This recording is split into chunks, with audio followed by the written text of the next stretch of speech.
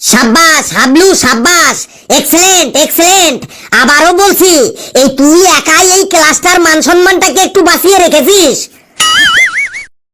Sir বারবার আপনি একই কথাই বলছেন, হাবলু একাই এই ক্লাসটার মান সম্মানটাকে বাঁচিয়ে রেখেছে। তাহলে আমরা কি মান সম্মানটাকে মেরে ফেলছি? মেরে ফেলছিস না তো কি, কেউ একটা সঠিক অ্যান্সার দিতে পারছিস না, আবার বড় বড় কথা বলছিস। এই ক্লাসের মধ্যে একমাত্র হাবলুই ইন্টেলিজেন্ট ছাত্র, হাবলুই একমাত্র এখানে পড়াশোনা করতে আসে, আর তোরা তো সবাই পায়খানা প্রস্রাব করতে আসিস। আমরা কি কেউ ইন্টেলিজেন্ট না? না, হাবলু ছাড়া আর কেউ তোরা ইন্টেলিজেন্ট না। ঠিক আছে স্যার, হাবলু যখন এত ইন্টেলিজেন্ট, তাহলে হাবলুকে আমরা এবার প্রশ্ন করে দেখি হাবলু কেমন অ্যান্সার দিতে পারে।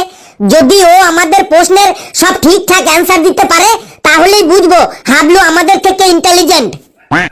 হ্যাঁ স্যার, ফেলু ভাই ঠিকই বলেছে। হাবলু যদি আমাদের কোশ্চেনের অ্যান্সার দিতে পারে, তাহলেই ওকে আমরা ইন্টেলিজেন্ট ভাববো। নে, তোরা কি কোশ্চেন করবি কর। হাবলু বাবা, দে তো ওদের সবার মুখে একদম ঝামা ঘষে। আপনি একদম চিন্তা করবেন না স্যার, ওরা আমার কাছে বাচ্চা ছেলে, ওরা যাই প্রশ্ন করুক না কেন আমি সব প্রশ্নের অ্যান্সার দিয়ে দেব। নে, তোরা কে কি প্রশ্ন করবি কর। আগে আমি করছি।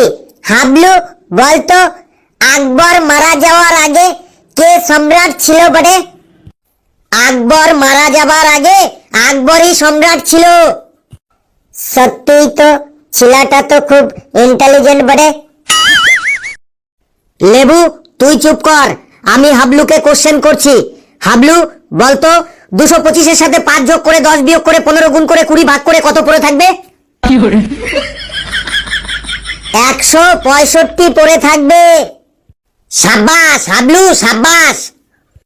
নে, এবার বলতো, 5400-কে 12 দিয়ে ভাগ করে 13 দিয়ে গুণ করে 14 দিয়ে বিয়োগ করে 15 যোগ করলে কত হবে?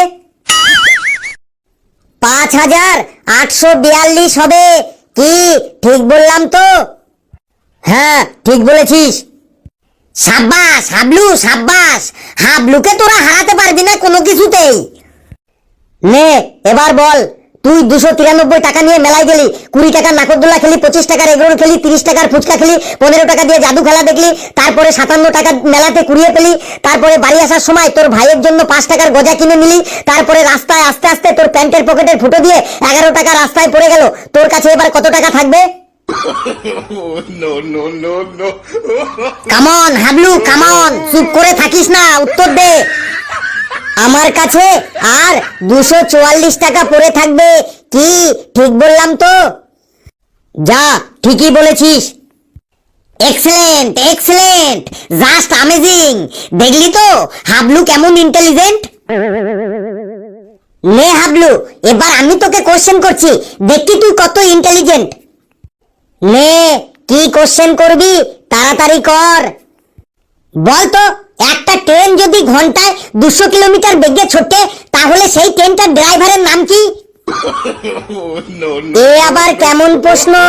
ট্রেনের গতিবেগ দেখে কি কখনো ড্রাইভারের নাম বলা যায়? এই জানে না জানে না, ড্রাইভারের নাম জানে না।